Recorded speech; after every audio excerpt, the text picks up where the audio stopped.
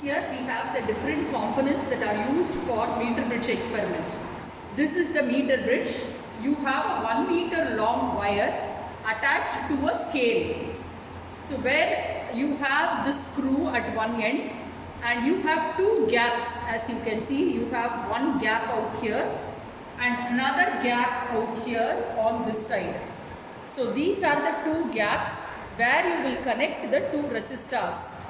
Apart from that, you use a battery, rheostat. Rheostat is actually a variable resistor. You connect it to alter the resistance, thereby control the current in the circuit. Then you have the high resistance. This is used for making accurate balancing length measurement. Generally in certain circuits we use, sometimes we don't use. This is the unknown resistance for which we are going to find the resistance, and we are also going to find the specific resistance of the material. Then here we have a known resistance.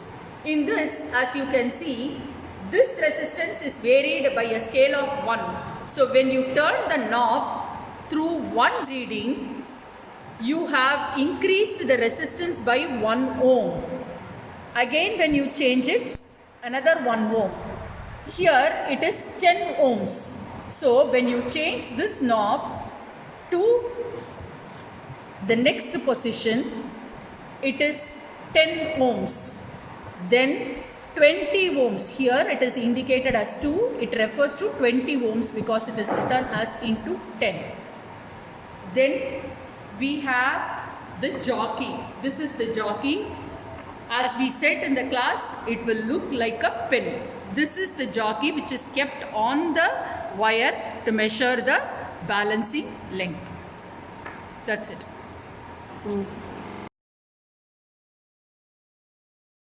Start. This is the circuit diagram for meter bridge. So as you can see, this is the primary circuit part and this is the secondary circuit part. In the primary circuit, you connect terminal A of the meter bridge to the positive terminal of the Leclanché cell. Negative cell is connected to key to battery, and you have the known resistance in gap G1 and unknown resistance connected to gap G2.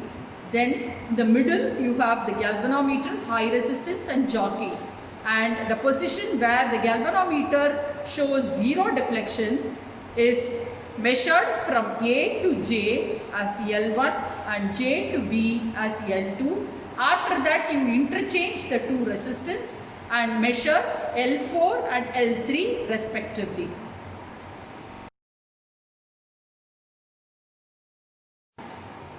The terminal A of the meter bridge is connected to the positive terminal of the Leclanché cell. Then the negative terminal of the Leclanché cell is connected to the key. From the key, it is connected to the terminal B of the meter bridge. This is the primary circuit. Now on to the secondary circuit. In gap G1, you have the known resistance. Gap G1, known resistance. Then gap G2, you have the unknown resistance. Unknown resistance connected to gap G2.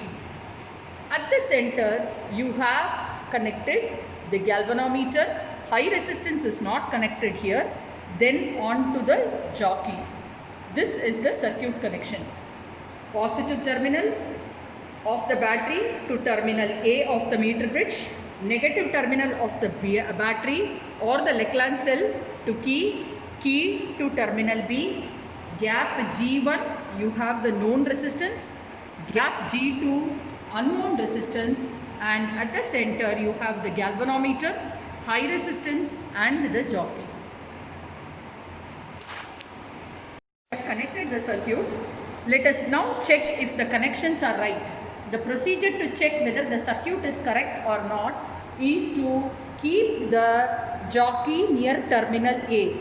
You can see the galvanometer getting deflected to the other side. Now I press the jockey on the other end. Now I see the galvanometer deflect to the other side. When I remove it, it comes to 0. So if the galvanometer shows left side deflection and right side deflection, that means the circuit is correct. Start. Now let us see how to take the readings. Now I have kept the jockey at terminal A.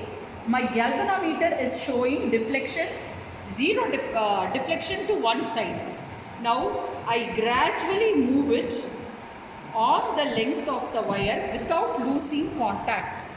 As you can see, I am moving it slowly. Now at this position, somewhere here, it shows 0 deflection. So this corresponds to the condition where Ig is equal to 0. I apply Kirchhoff's law and attain the condition for bridge balance and say P by Q is equal to R by S. So this is the condition for bridge balance, which is achieved only when Ig is equal to 0, and this length from A to J the jockey, indicates the balancing length. Now I measure the balancing length from AJ and JB respectively. For me, it is 41. AJ is 41 and JB is 59.